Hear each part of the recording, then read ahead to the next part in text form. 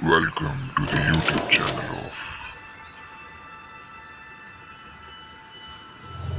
of Accounts का बाप. So guys, welcome back to the YouTube channel of Accounts का बाप, your one stop channel for all your accounting needs. आज हम करने वाले question number 14, page number 123 of your textbook. Following information has been provided by Vivekananda charitable hospital. तो यहाँ पे आएगा in the books of Vivekananda charitable hospital. Okay, now we follow 7 step rule for NPO. अब 7 step rule के अंदर पहला step क्या होता है? आपको डेट कॉलम तैयार करना होता है, जिससे आपकी सारी की सारी प्रीवियस ईयर और करंट ईयर कौन सा है उससे क्लैरिटी मिल जाएगी. सेकंड स्टेप आप क्या करते हो कि भाई आप सब्सक्रिप्शन का पूरा क्लैरिटी करते हो. सब्सक्रिप्शन के दोनों सारे के सारे इफेक्ट करोगे और खत्म करोगे उसको. थर्ड स्टेप आप करते हो ये ओपनिंग बैलेंस शीट को सारी की सारी इन्फॉर्मेशन यहाँ पुट करोगे और capital fund ढूंढोगे.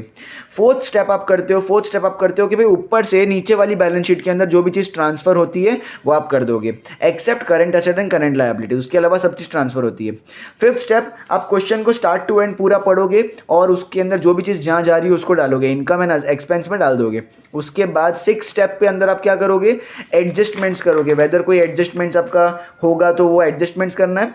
Seven step and final step आपका टैली करने का होता है, चुपचाप 12 मार्क्स लेने का होता है और अपन को खींचे में डाल के घर पे जाने का होता है. ये 7 स्टेप रूल अपन फॉलो करते हैं. शुरू करते हैं फर्स्ट स्टेप से, that is called as date column.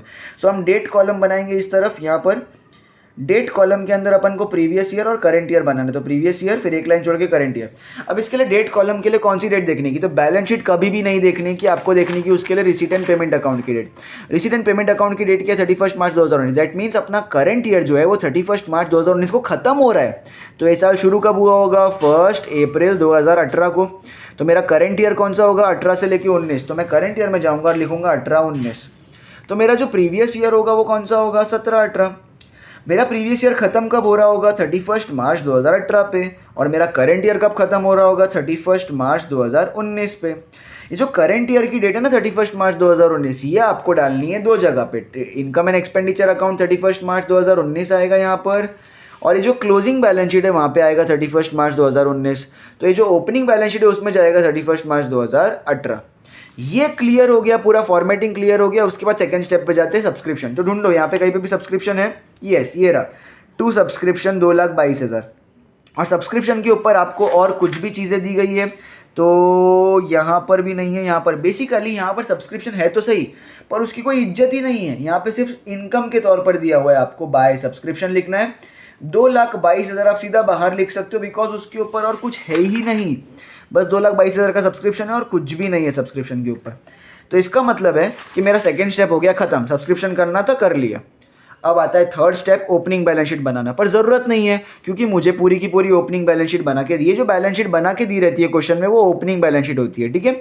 अब अगर बना के दी तो मेरा थर्ड स्टेप कैंसिल हो जाएगा. अब मैं आता हूँ फोर्थ स्टेप पे. फोर्थ स्टेप में क्या होता है? ओपनिंग बैलेंस शीट से नीचे क्लोजिंग बैलेंस शीट में सब चीज़ें लेनी है.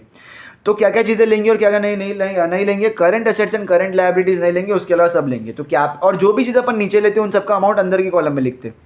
तो यहाँ पे अपन कैपिटल फंड लेंगे. कैपिटल फंड 11 लाख रुपए का, इसका अमाउंट मैं अंदर ही लिखूंगा, फिर जगह छोड़ दूंगा. बैंक लोन है तो जगह छोड़ने के बाद मैं लिखता हूँ बैंक लोन, एंड उसका अमाउंट है मेरा 6.5 लाख का, 6,50,000 का. अभी जो आउटस्टैंडिंग बिल फॉर ड्रग्स है उसको मैं टिक कर रहा हूँ, उसको मैं लूंगा नहीं because it is a current liability. अब असेट में जाते, बिल्डिंग मेरा फिक्स्ड असेट होता है, इसके लिए मैं नीचे लूंगा बिल्डिंग 10,50,000 और अमाउंट अंदर ही लिखूंगा. जो भी चीज़ नीचे लूंगा सबका अमाउंट अंदर लिखूंगा. जगह छोड़ दूंगा और फिर लिखूंगा मैं एम्बुलेंस, वो भी मेरा फिक्स्ड असेट होता है, 4 लाख रुपये, ये भी अमाउंट अंदर. नेक्स्ट है स्टॉक ऑफ ड्रग्स. अब ये जो स्टॉक ऑफ ड्रग्स है इसको भी मैं नहीं लूंगा, ये ओपनिंग स्टॉक है और ओपनिंग स्टॉक है मेरा करंट असेट होता है. हॉस्पिटल इक्विपमेंट, तो जगह छोड़ के मैं लिखूंगा हॉस्पिटल इक्विपमेंट्स, इसका अमाउंट है 3,04,000. इसका अमाउंट भी मैं क्या करूंगा? अंदर की तरफ लिखूंगा. अब कैश इन एंड मेरा करंट असेट होता है तो उसको लिखूंगा नहीं. मैंने दो चीज़ को टिक मार्क किया, ये दोनों चीज़ मेरे को लास्ट में काम आएगी, बाद में आगे काम आएगी, ठीक है. अब मेरा फोर्थ स्टेप हो गया. फिफ्थ स्टेप क्या बोलता है कि भाई सम को लाइन बाय लाइन पूरा का पूरा चीज़ करो. तो रिसीट साइड पे आपको दो चीज़ मिल सकती है, या तो आपको इनकम मिलेगा या तो लायबिलिटी, या तो आपको पेमेंट साइड पे एक्सपेंस या तो असेट मिलेगा, ठीक है. सबसे पहले ये टू बैलेंस ब्रॉट डाउन 4,000 का दिया है. ये टू बैलेंस ब्रॉट डाउन अगर अपन ओपनिंग बैलेंस शीट बनाते तो वहाँ पे अपन कैश को टू बैलेंस ब्रॉट डाउन की जगह पे लिखते और लिखते 4,000 रुपये. पर ये तो ओपनिंग बैलेंस शीट बना के दी हुई है तो ज़रूरत ही नहीं है. सब्सक्रिप्शन इनकम है जो कि अपना ऑलरेडी हो चुका है. लाइफ मेंबरशिप फीस को अपन इनकम मानते हैं, हॉस्पिटल रिसीट में रेवेन्यू बोला है, जिसको भी रेवेन्यू बोलते हैं अपन उसको इनकम ही मानते हैं, ठीक है। अगर इधर कैपिटल बोला होता तो कैपिटल फंड लायबिलिटी साइड पे जाता।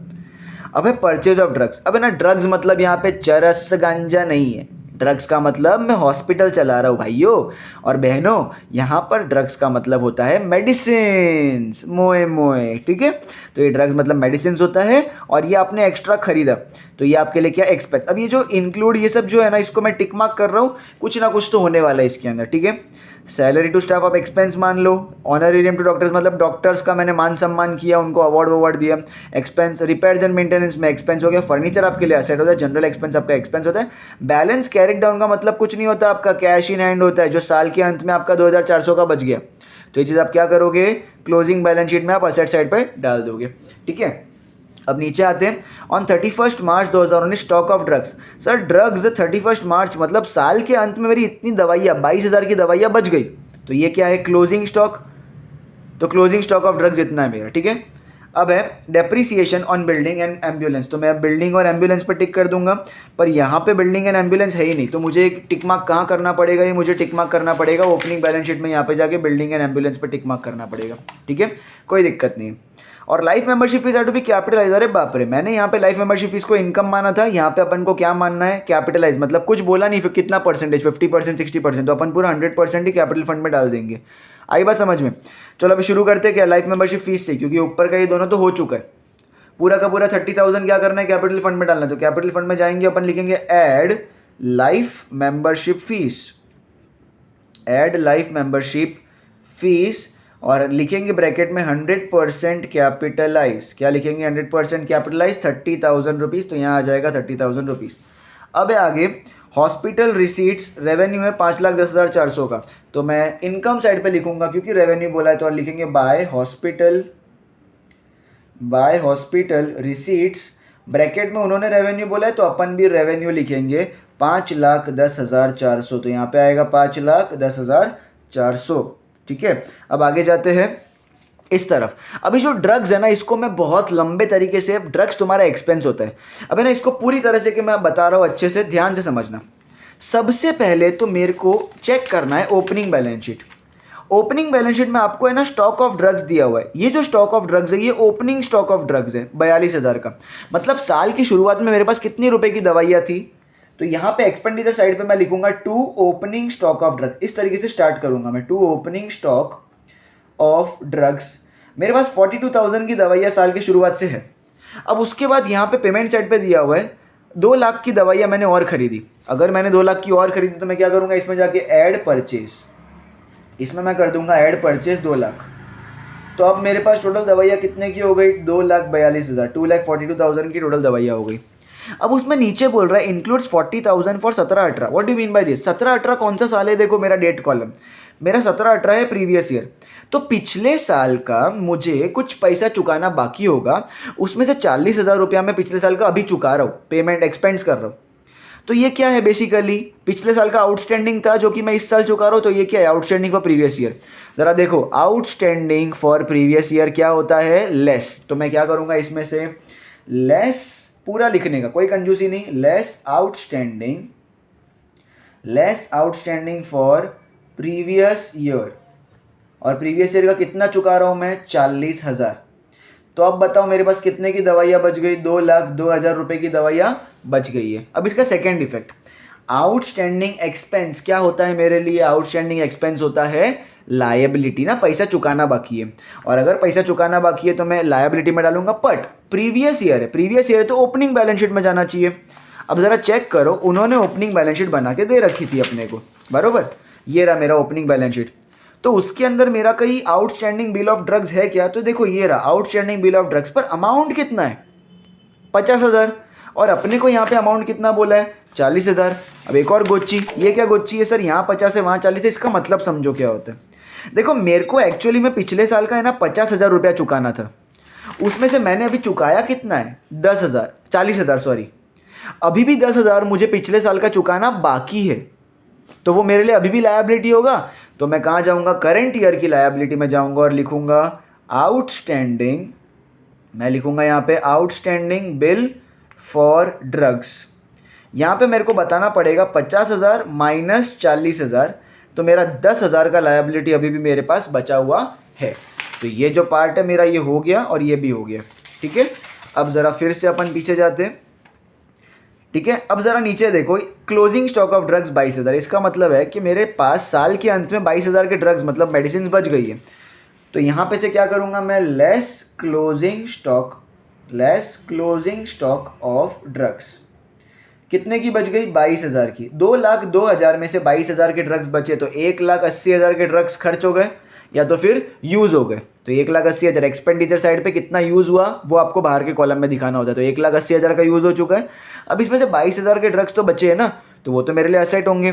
तो असेट साइड पे जाऊँगा और लिखूँगा मैं क्लोजिंग स्टॉक ऑफ ड्रग्स, और ये अमाउंट है मेरा 22,000। तो ये जो ड्रग्स होता है वो आपको एक्सपेंडिचर साइड पे ये पूरा शो करना है और ये प्रॉपर शो करना है। पहले ओपनिंग स्टॉक, फिर आपने खरीदा, फिर कुछ पे ऑफ किया पिछले साल का, और फिर लास्ट में क्लोजिंग स्टॉक। ये पूरा लाइन वाइज बताना है, वेरी इंपॉर्टेंट, इसको मैं डबल स्टार मार्क कर रहा हूँ, ठीक है। चलो अब ड्रग्स पूरा हो चुका है, अब लाइन वाइज बाकी सब जाते हैं। सैलरी टू स्टाफ 85,000 आपने दिया, तो यहाँ पे मैं लिख दूंगा टू सैलरी टू स्टाफ 85,000, तो यहाँ पे आ जाएगा 85,000 का अमाउंट। नेक्स्ट है आपका ऑनरेरियम टू डॉक्टर्स 4 लाख, तो यहाँ पे आ जाएगा टू ऑनरेरियम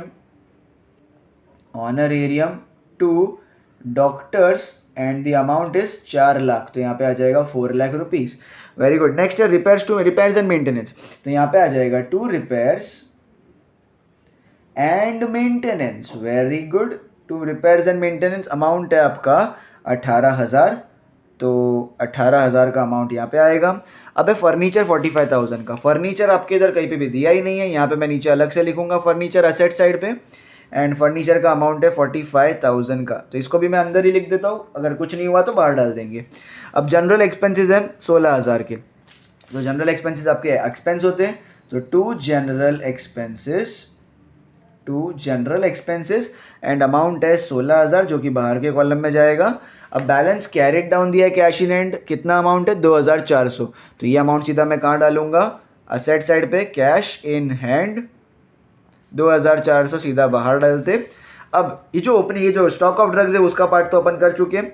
डेप्रीसिएशन करना है बिल्डिंग पे 5%, ठीक है। बिल्डिंग पे जाएंगे और लिखेंगे less depreciation at the rate 5% per annum. 10,50,000 है, इसका 10% कितना होगा, तो आप एक अंडा फोड़ोगे तो मिलेगा आपको 1,05,000 रुपया, और उसका आपको आधा निकालना है 5%, तो 1,00,000 का आधा होता है 50,000 और 5,000 का आधा होता है 2,500, तो 52,500 कितना मिलेगा, 52,500।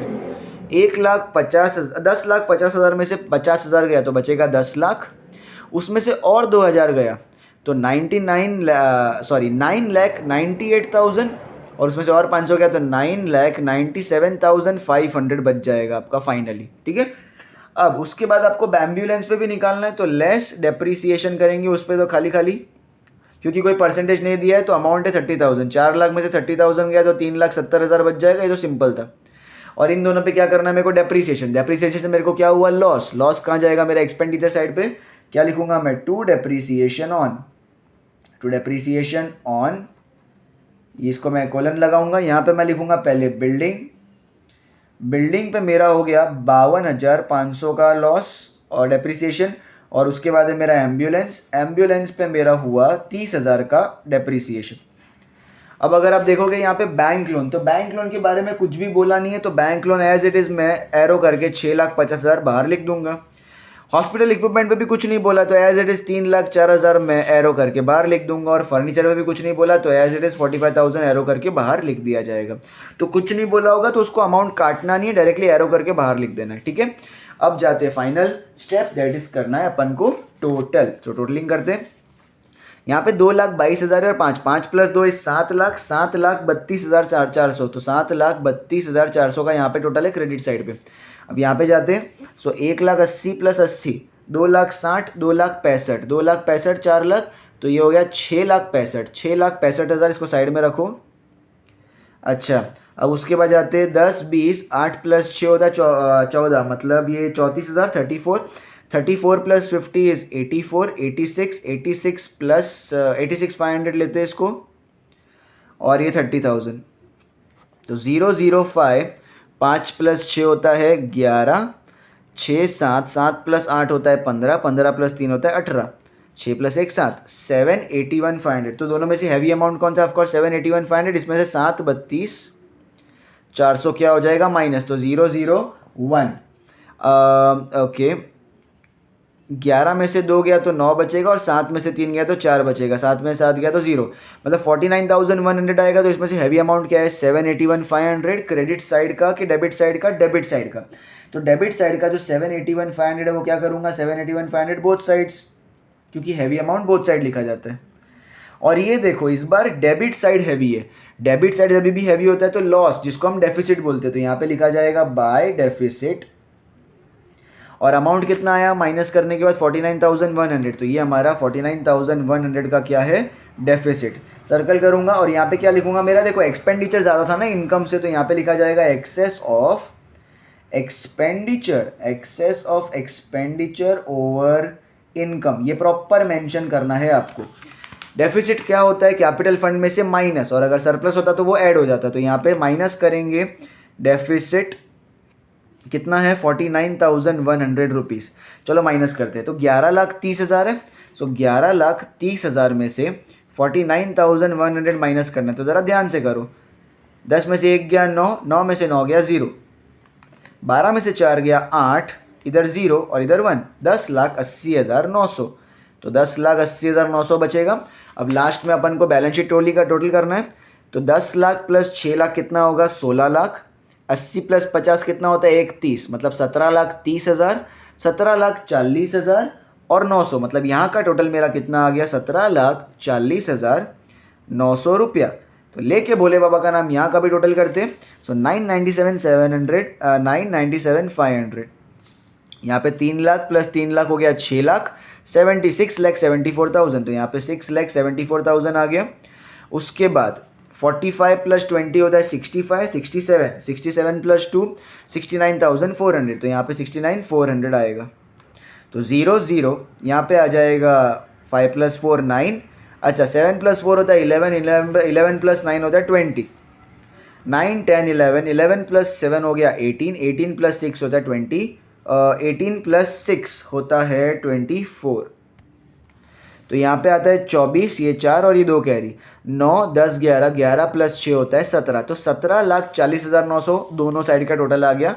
तो 17,40,900 से ये सम हो गया आपका टैली। तो इधर लिखेंगे आप कैपिटल लेटर्स में total in rupees, total in rupees. इसी के साथ ये सम हुआ समाप्त। फटाफट आप स्क्रीनशॉट ले लीजिए इस चीज़ का। Yes, you can take the screenshot. So I hope आपको ये पूरा सम समझ में आया होगा। वेरी इंपॉर्टेंट सम, और मोस्टली ये इंपॉर्टेंट है स्टॉक ऑफ ड्रग्स। इसके अंदर मेन यही है, अगर ये समझ गया तो बाकी और कुछ है ही नहीं इसके अंदर। और प्रॉपर जैसा मैंने प्रेजेंटेशन किया है हर चीज़ का वो आप कीजिए तो आपको फुल मार्क्स मिलेगा। 12 मार्क्स के अंदर कोई दिक्कत नहीं आएगी। इसी के साथ ये सम खत्म करते हैं, वीडियो भी खत्म करते हैं। आई होप आपको अच्छा लगा हो। कमेंट सेक्शन में कोई डाउट है तो बताओ। लाइक शेयर और सब्सक्राइब का बटन ठोके बिना मत जाना। मिलते हैं अगले वीडियो में, तब तक के लिए बाय बाय।